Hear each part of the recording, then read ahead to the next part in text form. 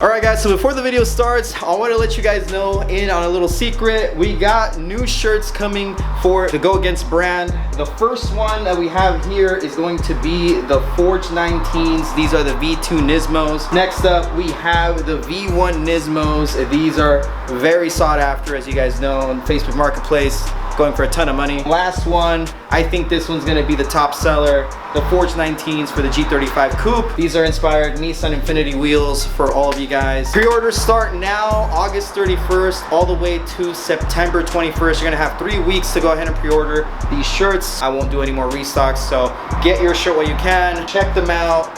Link will be in the description and link will be on screen right now, so go ahead and pick yourself up one of these shirts.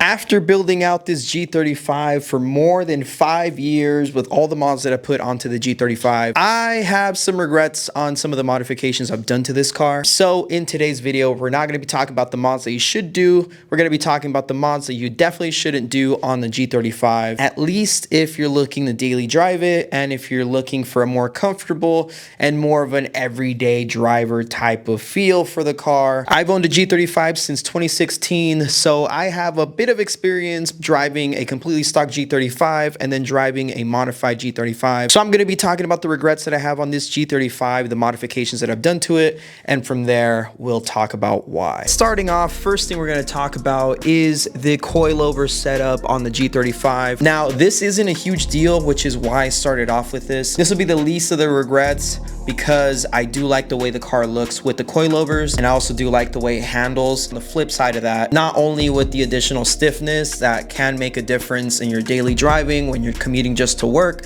when you're driving around, and sometimes really pothole filled streets do feel a lot more of the road with coilovers. Sometimes some set of coilovers, the quality of them are really bad, so that's something to take note of when you are buying coilovers, that the quality will affect the ride. But that's pretty common knowledge. So what I really wanted to talk about is you just scrape a lot. Just having a car that scrapes a lot all over the place is something that's really annoying for a daily driver like this car is at the moment. Right now I have the G35 as my daily driver, and the more I daily drive this thing, the more I realize it's a little more impractical than just a normal vehicle, but that's to be expected. Like I said earlier, this is the least of the regrets that I have for this vehicle. It was really hard to find the third one that I regretted from the mods that I'm going to list out, but this is the least of them. I really wouldn't really consider it, but if I had to pick one, it would have to be the coilovers. But it's not all bad with these coilovers. I love them. I'm running BC Racing coilovers and I've had them for probably like over 5 years at this point, and I really like the quality of them. I've had no issues, no complaints. Having these coilovers has made the G35 way more fun, way better handling, and it just looks better. So realistically, I really don't regret this mod, but if I had a nitpick, this would be one of them. On to the second mod that I regret on the G35. This one is gonna be pretty common, to be quite honest with you guys. It's not anything too crazy, and that's going to be the single exit exhaust, or just having a loud exhaust on your G35, 350Z, whatever you have. Having a really loud exhaust has been really fun, but also has been kind of annoying, to be quite honest. My current exhaust setup has 2 vibrant ultra quiet resonators on the whole setup. I'm really trying to keep it a single exit and have it free flowing without having anything that's really messing with the flow on the exhaust. Now I know that it sounds like I'm really old by saying I don't want a loud exhaust on the G35, but it is something to think about when you're daily driving your car. Do you really want that attention? Do you really want that loud noise? Do you want to be able to hear it all the time? Because there are times where, to be honest, I don't want an exhaust on a car. So another vehicle that I have right now is a Q50. So the Q50 is a night and day difference from the G35. Stock or not, it is a night and day difference. Obviously, it's a whole different vehicle, 10 years newer, whatever, right? Having that Q50, driving it, it is so nice to be able to just drive a car that is perfectly quiet, very comfortable. It's not slammed to the ground, so I can take bumps and everything at a normal speed and not have to slow down. There's a level of being able to have something comfortable and also have it be practical. And like I mentioned earlier, having a G35 since 2016, I mean, I went through all the phases with this G35, from muffler deletes, from having a stock muffler with a cutout, which, to be quite honest, that's the best version of the exhaust that I've ever had on this car. That's something that I am going to be working on doing to this G35 while keeping the single exit exhaust. So something to make sure you stay tuned for on the channel. I'm definitely going to have this be super quiet and then be loud, and I can choose whenever I want to do that. So that's something that will be a great compromise for having a single exit exhaust, and that way I can have best of both worlds. But for this second regret, I will say, living in California, another thing that this does not help is getting attention from cops. Unfortunately, I don't live in a place where cars are not basically targeted and basically getting state ref left, right, and center. So unfortunately, having a loud exhaust also makes you kind of a magnet, and that's something that I'm trying to avoid. Not getting state refed on a G35, that would be crazy. Having to put this car back to stock would be an absolute nightmare. And to be quite honest, if that does happen, I don't know if I'd be willing to do that and just not drive the car and make it just a track car at that point. So third and final regret that I have on the G35 is going to come down to the drivetrain, more specifically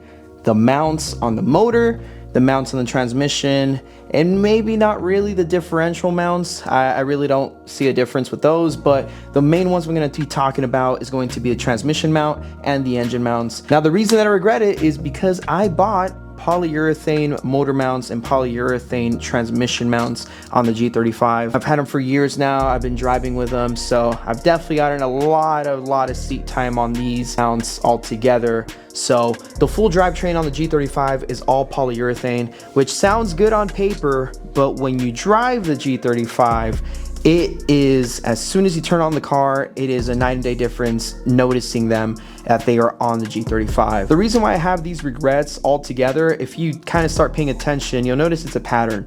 It's going to be either noise, vibration, or harshness. And sometimes one of those mods will affect multiple things from those three. So having polyurethane motor mounts, as soon as you turn on the G35, you notice extra vibration in the car. The whole car starts to shake a lot more. And that's something that wasn't apparent having, stock rubber motor mounts and stock rubber transmission mounts. So I will say this is the biggest regret that I have on the G35. In terms of daily driving, this really makes a huge difference in driving the G35, and you just notice a lot more vibration. It's just something that is very apparent with the G35. Now, it's definitely livable. You can live with these. It's not a huge deal, but again, driving a Q50, going back to this, I'm like, what am I doing with this G35? What am I doing modifying this car to a point where it's just so uncomfortable? And it kind of makes me not want to drive this every day and makes me end up buying another car like the Q50, so that way I can leave it the way it is, when I can also just kind of compromise right in the middle and have a stock rubber motor mount, stock rubber transmission mount, and be a lot happier driving this car every day. Another thing you're going to notice with these mods is that you can have these mods on your G35. All of these mods are pretty common to have on the G35, and it's not to say that they're not worth it. It's to kind of give you more of insight on driving with these mods altogether, how it can make a G35 become very uncomfortable for daily driving. And again, as I'm getting older, getting closer to 30s, which that's insane, I can't even believe it, getting closer to 30, I'm starting to value these things, man. Like, I can't keep it like this and just be driving it every day. Like, it feels like it's self-torture in a way. You're self-torturing yourself to be able to have the car the way it is. And there's a reason why manufacturers don't put polyurethane motor mounts on the car. There's going to be different things, manufacturing processes they're doing to make the car very practical, comfortable, but at the same time, they're trying to compromise. There's always going to be that, right? So as daily driving mods, give it an extra thought. Kind of think about that, and that's something that I want everybody to kind of take away from this. For the people that watch the channel for years and years, you guys would know all these mods that I've done the G35. These are the top 3. I couldn't make 5. I couldn't make a top 5 list. These are the 3 mods that I really say keep an eye out and really understand what you're getting yourself into, especially with the motor mounts. The transmission mount you can kind of replace pretty quickly, but the motor mounts, it does take a little longer. So if you're gonna commit to that life, be sure you're going to do that and be sure you're going to stick with that. So that's going to be it for this G35 video. I hope you guys enjoyed it. I hope that gives you insight onto what it means to modify a G35, a 350Z, 370, G37, even Q50. I mean, this all applies to the same thing, which is all those mods can be done on any one of those cars. So when you're picking out your mods, be very wise, understand what you're getting yourself into, because sometimes you buy because it's a sale, you buy because you really want that mod because you've seen somebody else have that mod. Realistically, think about what mod you're getting on your G35 or whatever Infiniti Nissan you got. Definitely make sure that it's something you're willing to commit to, you're willing to have for a long run, whether it's a couple months or a couple years. In terms of the G35, you guys may be like, well, damn, you basically hate driving the car every day. Then there are going to be changes to the G35. So one of the changes I'm going to be doing is replacing that single exit exhaust. I've already been tampering with this whole exhaust system for so long. It's been months and months on end that I've spent dedicated just on the exhaust, and I couldn't find the best exhaust. I have a muffler, and this muffler is going to be able to actuate and change from loud to quiet whenever I choose to. So that's going to be a video in the future. I'm very excited for that because it'll bring at least one of those regrets down, and I'll have the G35 be a lot more comfortable for everyday driving. So with that being said, I hope you guys enjoyed this video. Give it a like if you did enjoy it. Subscribe if you're new around here. Plenty of G35 content on the channel already. So if you guys are new, definitely check out all the content I got on the G35. Bunch of videos. So go ahead and check it out. And with that being said, I'll see you guys in the next video. Peace.